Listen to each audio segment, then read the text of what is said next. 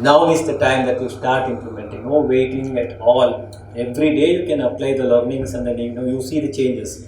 Everything starts with a small, and never keep doing the small things again and again and again. One day you will. So that's how you need to start. There is no perfect time. There is no time that I will wait for next year to start. No, start implementing whatever you keep learning every day, implementing every day in your school, in your whatever that profession that you are in, and you will see a bigger change at some point in time. But unless we do that small things every day, the bigger things may not happen, right? And that's one of the things that we talk about in the goal setting process today, all right? Finally, I just got one, there was a mind block, and you also were always telling me, and I was sure that I have to do so many things, but what is that perfect thing that I need to do?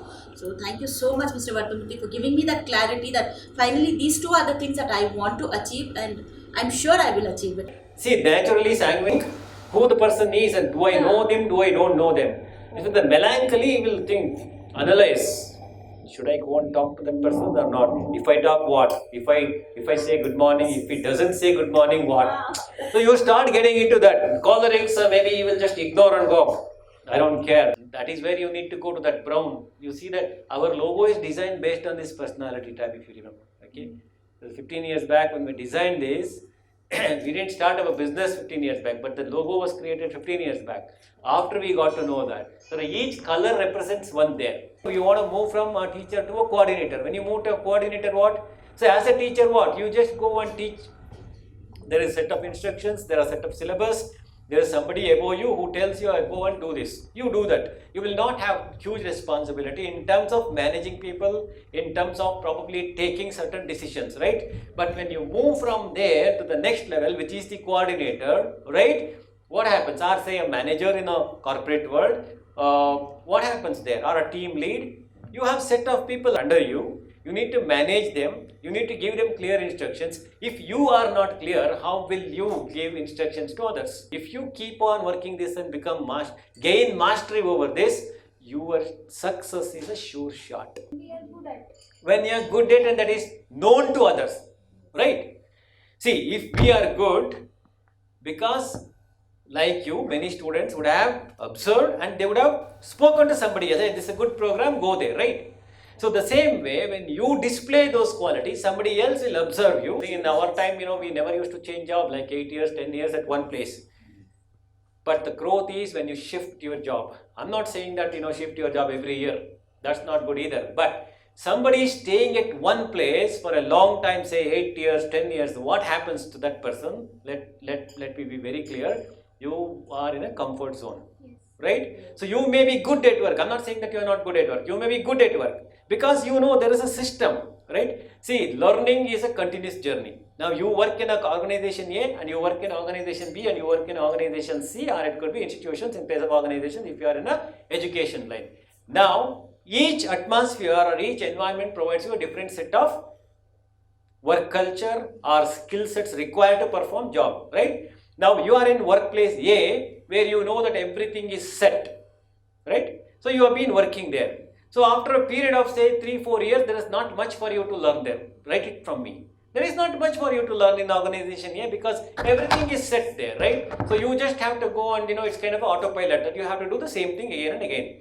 Maybe a newcomer comes and if you have that responsibility to train them, you're training them. But that again becomes a routine every day. So you work there for 3 years, 4 years, 5 years, and you become little senior and you get a promotion, and you say, wow, I'm promoted. That's all fine for a few years. After some time, what happens? You become stagnant there. Growth becomes stagnant. Where is the new set of learning there? Unless that organization or an institution is a learning institution, you move from A to B because the B is a new organization. For example, if their work culture is completely different, you must have throughout your life unlearn, relearn. Learn, unlearn, relearn. And that happens when you shift. And if you don't get promotion, what happens in an organization A? If you are into this position here, you move. You will always say, okay, my goal is to become a coordinator. If organization A or institution A doesn't provide, I go to institution B. And then you also will become very flexible enough and adaptable. If institution B, I also tell you this. You move from institution A to institution B, and institution B is not good. They are not paying salary in time. Maybe there is a lot of politics. Then you will start regretting, oh my God, I should have continued in institution A because there I used to get salary at least in time. But that's not the way you should think if you're a leader. You should say, okay, I took a decision because I wanted to move from position A to position B. So you had to shift your job because institution A did not give you opportunity, but institution B has given you that designation and you have responsibilities. You're not happy, fine, you move from there for, if that really is that bad, to C. Because you will be much better informed and you will be able to take much better decision because of the experience in B, A plus the B, and you go to C, you find a better job there. But that growth starts there. Otherwise, you may be a manager of 10 years of experience in one institution, but learning is limited. Do you understand? It will be a routine instead of learning. Yeah. When I was working in an organization, I worked in one organization, my last job was 8 years. I had 2 opportunities in between. I just tried to see the market value. I got the opportunity. When I resigned, they said, no, stay back. I will not leave you. And then they started looking at all the things. So look at this. One person came and said, I'm here for the last 25 years, only 6 years, man. Come on, please continue, don't leave. Another said, I'm here for the last 23 years. And there are people in that organization, they joined there and they retire there. 30 years. One senior most was 37 years in the organization, 37 years in the same organization, and that was okay that time. But today people don't look at that. That is why you should not have emotions towards the institution. Yes, you need to have those qualities that you have, that commitment you should give it to organization. You should work hard. All that is absolutely fine, but you don't need to marry yourself to an organization where you say, okay, this is the organization I joined and this is the organization I quit. If you are enjoying, but even within the organization, if you are shifting the role, completely where you have to, lot of learnings happen, that you are growing professionally and you are contributing something more meaningful, that's okay. See, whether you move from A to B or you're not moving from A to B, you need to upgrade yourself in today's time. Continuous education is a must. We need to embrace continuous education. So that you need to do in order to be competitive in your own workplace, right? Because the kind of students that we get are so smart, the kind of question that they ask. So in order to be effective teacher, you need to do that in any case. So moving from A to B, depending on, the role. I mean, if you are continuously improving yourself in one place, you're always, I would always tell people that you need to be employable. Not getting employed. Getting employed is you are joining an organization, you are set, and then you are thinking, my education is done and I'm just in this organization forever. You may know the traits of the work and all those things, fine. But that is just getting employed there. And what happens when you are employable, your confidence level is always high. You are not scared of. Now, why people do a lot of politics? When they are insecure. The chair I mentioned, when they are insecure. Because they always think of that to save that chair because of insecurity. Somebody else comes, oh my God, though that person is too smart, maybe he will take my chair. So back in your mind. But if you are improving yourself continuously, you would say, who cares, man? I am adding value. I know my job, I am doing it. And if not here, I will go and join somewhere else and I will do it. That's, my learning, I'm sharing with you. And I have seen people. Always work on yourself, right? That never stops. That too, for a teacher, learning is throughout your life. So what happens when you keep improving yourself? You are always confident. That confidence is seen by everyone. Correct? When you talk about dream, or when you say that, okay, I want to become a TED speaker, why should Jnanajyoti stand apart from the crowd? Why? And how? Why is fine? You will need to. Best teachers we should. Every school say we have the best of the teachers. We have all our teachers are trained and we keep sending them for training. That's what they say. How different are you? Infrastructure what? Even Financially, we should be strong. Financially strong is your point. Yeah, why would parents worry about that? So that's not their lookout. When parents come with their child, why do you, I am a parent, I will bring my son or a daughter and I would ask you, why should I leave my child in your school? There are so many schools there, proven, for many years, everybody rushing there. Why should I put my child to your school? You should have an answer which should convince the parent to put their child to your school. That is what you need to come up with.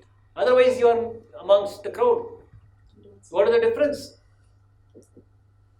Think about this. This is what I mean. See, if you want to make a difference, you should be in that. Many people start complaining, giving excuses and blames. Why? Okay, you set a goal last year, you wanted to start a school, what happened? Oh, I got busy. 4 hours in a day by doing this. What has that given you in life? What has that given you in life? Just think. Nothing. With a purpose. Because you're purpose driven, you don't bother about such small things. I'm not saying that you are not a family person. You should be a family person. I'm not saying you don't go to your relatives' house. You should go to your relatives' house. I'm not saying you don't socialize. I'm not saying you don't get into social media. You should. But back in your mind, you have a purpose. You know now how much time you need to give it to that. And that is also a top priority for you. But don't give excuse. No excuse, no complaints, no blames. Take responsibility for your action. You know that you need to take out 1 or 2 hours from there. You will get that because it is there already.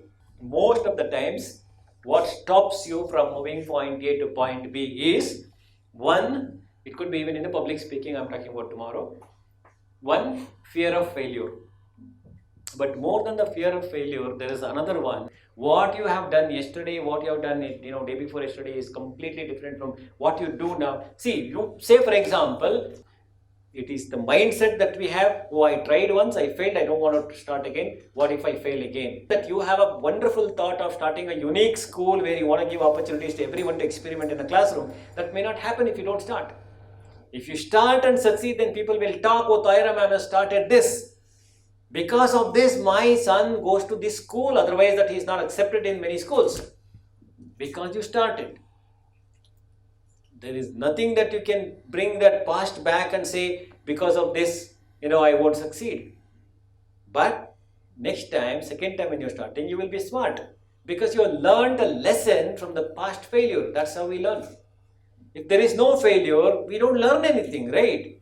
We need to fail. That is not wrong. Society may say, but you know the truth. When you know the truth, you don't bother about society what they say. They keep saying, if you do something, they will say. If you don't do something, society will mock at you. You know why you're doing it. Second thing, finance. Finance, if you are not smart, have somebody to assist you. And in the whole process, if you are not smart, that is why you identify your strengths. Why did we do this exercise in the beginning? Because one person will not have all the qualities. So that's how we need to do it. That is why we call it as interdependent. We need to depend on others, and there is something called CAF. In the decision making, we did that. If you are taking money from someone, if you are taking money from bank, you are answerable to bank. That doesn't matter. Bank won't question you. Bank only asks for EMIs to be paid. That's it. So you don't have an obligation that you need to answer to someone. Right? Then you need to work out. Then to make that successful is the second thing. How do I make 200 people? There are strategies.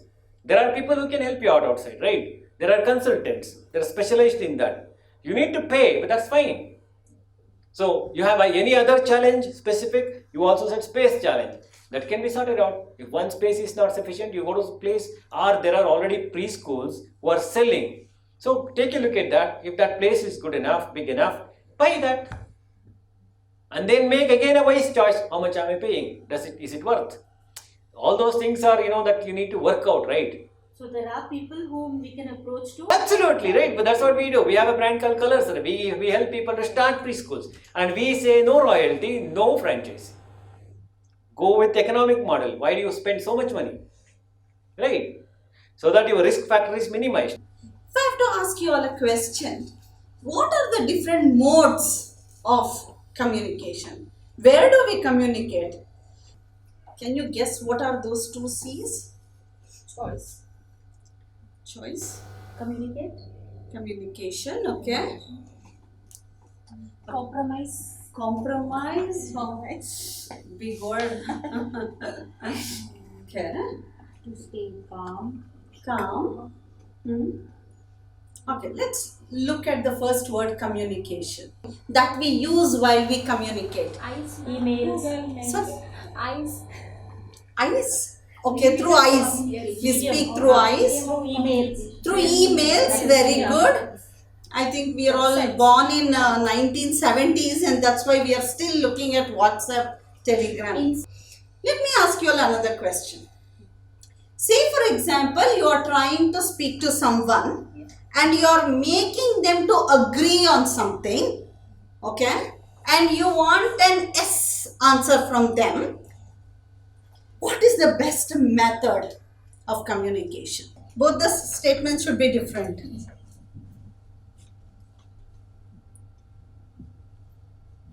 Thank you, ma'am. This I would like to gift you because you are so knowledgeable and you always help others to learn more. So this would be helpful for you to build more materials for us to learn. Okay, so Thank you you, received it by saying thanks. I liked your gift because I like this gift, Swati, because I'm sure it's going to help me a lot in my work, and I'll be able to write more beautifully and give you all lovely grades. Thank you. Oh, good. Yes, I think they both have already summed up everything. Initially, when I came, I was not very, I was curious. I don't know what is going to happen, how the session is going to go on, and what will happen. We both were discussing and talking a lot, but it has been so very interactive, informative, and yet entertaining also, I can say. See, unless again I go back to being happy, unless I'm happy, I would have not learned.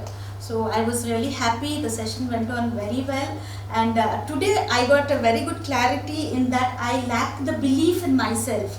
So thank you, sir. I don't know how much ever I thank Mr. Vardhamurthy. It is less. He's an exceptional guru. So he made me today at this moment from day one. I think he knew that I was confused in my why I'm choosing what I'm doing. I was completely muddled. But today I have clarity, sir. Thank you so much for that. And ma'am, your sessions, as always, even online, I think we should have more sessions with ma'am. Why didn't we do it online? It was seriously very, very beautiful. Thank you. And to cover up, my teammates were wonderful. Thank you so much. Thank you. I had a very good experience when we finished our ITTC and we had the certification ceremony. So same as that, even today the session, full day, how it went, it was superb. The goal setting, that really works, because when you are dreaming something and when you put it on the paper, and the best idea is, sir told you, keep it somewhere where you always go and see that. So that will always have that burning desire. Yes, you have to achieve, you have to move towards your goal and be successful. And thank you, sir, for all the recap, plus again making us understand about the self awareness, believing in us, and thank you, ma'am, for those activities. It was very nice. So it was a wonderful, informative session.